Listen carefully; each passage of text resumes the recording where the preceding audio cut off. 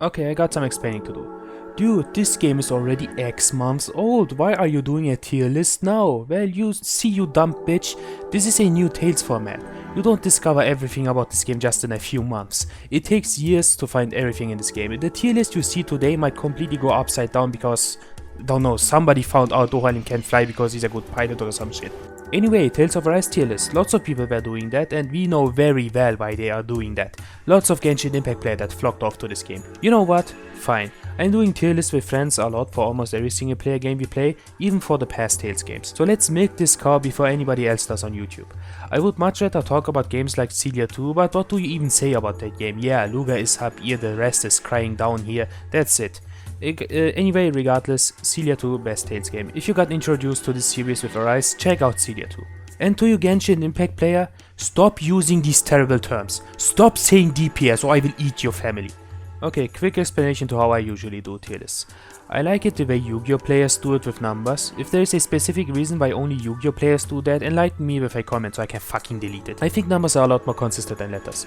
Somebody categorizes this character as an S, the other dude as an SS+, but they actually both mean the same fucking thing, and as it turns out both of them are dyslexic. Numbers are better since their meanings are set in stone and everyone knows what you're trying to say.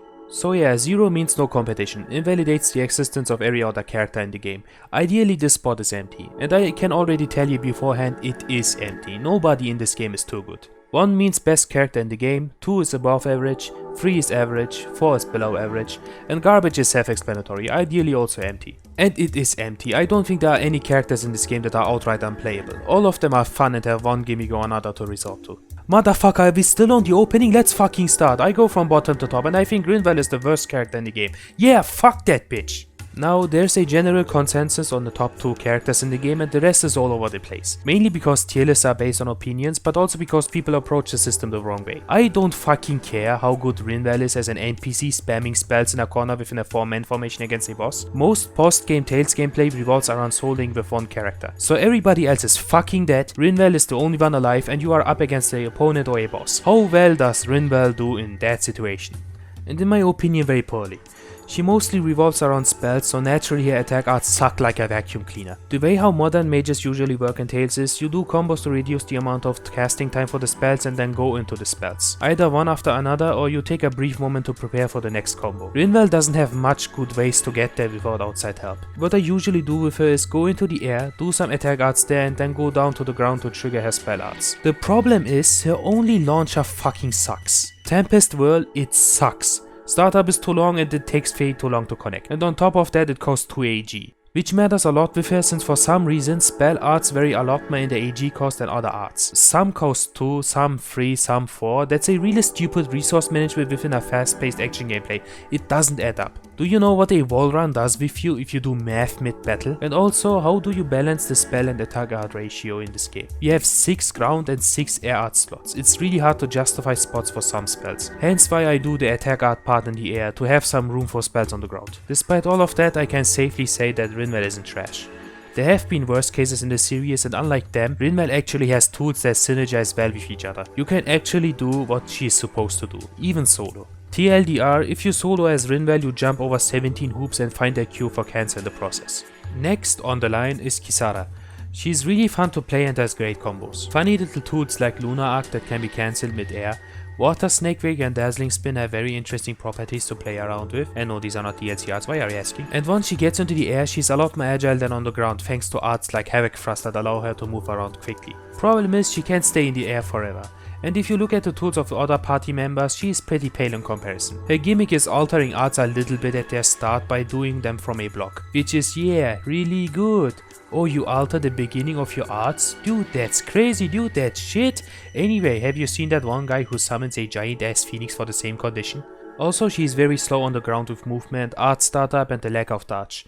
Latter forcing you to engage with enemy patterns and learning when a perfect block will be initiated. And that's inherently worse than a dodge, since with other characters you can actively dodge into a move's hitbox and trigger perfect dodge that way. Kisara doesn't have that option. She can't just swing that entire Chrysler building in her hand into enemy fire. You have to stay where you are and perfectly block, which is way more difficult and impractical. TLDR, she isn't bad, but by far outclassed by the other party members, which do shit like...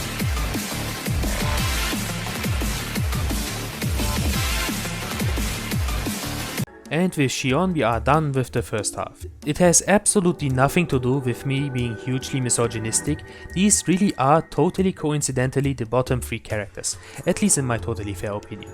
Xion has really good tools, by far the best healer in the game, literally outclasses even the best healthcare system in Europe. As a musket it's pretty self-explanatory that she has pretty good range. Magna Ray has almost infinite range and does do good damage, all for 1 AG. Gravitas Field could be used to set up one of her countless good spell arts. She has bombs she can alter by pressing and holding the corresponding button. Did you know that you can cancel Aqueous Impact and with that cancel going back to the ground? She has lots of great tools to make use of. So what's the fucking problem here? Why do I, according to my tier list, hate women? Well, she's extremely gimmicky. Combos don't feel like they are happening natively and you always need to set up some shit if you want to extend your combos into something. Let's talk about her most obvious flaw. See these funny little green arrows on some arts? I call them launcher. How many does Xion have? Hey Namco, I think you forgot something. There is no natural way to get into the air with her in the middle of a combo. You always need to set up for a manual jump to do air combos. That's why most Xion combos I have seen always start with air combos. Funny enough, Aqueous Impact launches opponents. What I usually do is attack with Luke's Celestra or Gravitas Field and then jump while the opponent is occupied. Her bombs are an interesting gimmick that also need to be resource managed with a bullet counter, which makes it inherently worse than Alphen's Blazing Sword. Also with all these attack, spell, healing and bomb arts, how are you going to make space for any of them? With the very few slots we have in this game, it's really hard to justify space for like more than 2 bombs or 2 spell arts. You will of course use some of them, but most of them will remain bench warmer or unemployed unless you constantly switch between them. Which is also too much work and I know how most of you people are, you don't even finish your games. Now, I've been complaining like a bitch about all of these quote-unquote flaws, but I just want to quickly mention that some shortcomings like that are also part of a character's charm. I don't necessarily want every character to do Luga combos. It's great that Xion doesn't have a launcher.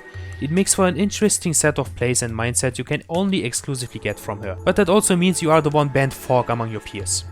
Ladies and gentlemen, after holding you hostage for 7 minutes with my rambling, we are finally at the top 3. And the one dude I will place here on tier 2 is Dohalim. Dohalim has access to all types of arts in the game minus the altering ones, and that accompanied by really good ground combos, really good air combos and attack arts that do all sorts of things. He has projectiles, teleporting launchers, moves like Tempest that could technically boost strike cancelled into launchers. He is pretty all round and there's basically nothing to complain about him. The only reason why I put him here in the 3rd place is because the other 2 are on fucking crack and summon flamebirds. That's really it. If you pick and main Dohalim, you are not doing anything wrong. No TLDR because this was short enough, why don't you just listen, you dumb fuck. Now the top 2 everybody agrees on. I'll go ahead and say I could see points for both of them being at the top. We'll go with Law first because I think Alphen is a little bit stronger. And while we are here, I'll just come out and admit that I'm a Law main. Yes, I do. DSS cancels shit, snake edges against people who can't block them, and if you don't low parry my junkyard string, it's your fault, you're fucking dead. Law is in my opinion a potential candidate for being the best character in the game. He has the least amount of arts available in the game, but he can do a lot with them. Talon Storm, Darkwind and Talon Hurricane for damage, Swallow Dance and Serpent Knuckles are really good launchers. Support Swallow Dance can be cancelled in the air for some cool gimmicky combo shit. Mirage Blitz, his most underrated move, is perfect to realign with the opponent to keep comboing. The only real problem this character has is that his air combos really suck. He has 3 air arts that allow him to stay in the air and 2 of them are bit conditioned. The rest are air to ground arts, but those are also cracked. Hegemony Flare is a long-range AoE attack that could potentially rival Alphen's Howling Azure Storm, and it can be cancelled very early on to dodge to safety. Eagle Assault I personally cancel with a boost strike to extend his air combos and technically turn it into an air-to-air art. Eagle Dive is in my opinion the best air-to-ground move in the game. Can be used to dodge or fuck off to safety, has lots of active frames to make sure you definitely hit on the way down, and you can actively change the direction. It beats Alphen's Rising Falcon, which I use for similar reason. He can also heal himself unlike Alphen, but what really sells him as a strong solo character is his Awakening. Not only does it scale up damage, it also makes Oversoul very easy to trigger. i.e., just by comboing a little bit, Law gains consistent access to Mystic Art, and from there it's not difficult to trigger Crimson Strike, which does massive damage. So my verdict on him is there are just a few things Law is missing to outright rival Alphen. And that really sucks because he's doing so well in many other aspects. It's just not meant to be, fellow Law mates. Guess that's the eternal punish for being 3 bar scrubs. TLDR, he's okay, 9 out of 10. Which brings us to our last entry and big surprise, it's Alphen. Motherfucker, get away. Yeah, alright. For many people he's just the best character, and goddamn straight he is. And where the fuck do we even start? He's your typical MC in terms of having everything and more. He doesn't have spell arts or other gimmicks like that because they are kid shit. He has more arts than anybody else in the game and it's very rich move list that does everything you want. Dragon Swarm and Raining Slash for damage, Rising Wyvern and Lightning Thrust are supreme launchers. Also Plasma Shock if you paid up and want to make sure your opponent dies before you go to the air. Void Flash, have you seen Void Flash? I'ma be real with you, Chief, I have no idea how our military is supposed to win against that. It does damage, has a large ass hitbox, extends combos just like that, picks up opponents from the ground back in the air. I'm not gonna fuck with someone who can do Void Flash. Also, Howling Azure Storm is in my opinion the best projectile in the game. You can just spam that from the distance and play it safe, and it does massive damage. And if all of that is not enough, he is technically the only character in the game who has access to 18 arts on the fly instead of 12. This is 6 additional Blazing Sword moves. If you set up your art list well enough, you have access to all of them. Oh yeah, and also his boost strike downs absolutely everything. Normal opponents, mini bosses, big bosses, hiccup bosses, the financial system, nothing remains standing after that. The only problem you are going to have with Alphen is to decide which of the arts you actually want to use, since almost all of them are really good, and that he basically burns himself to death with the Blazing Sword. Which actually matters, because aside Rinwell, he is the only character in the game who can't heal himself without outside help. TLDR, yo, this dude cracked as fuck.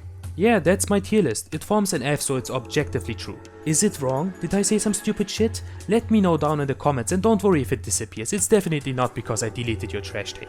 So what do people usually say at the end of these videos?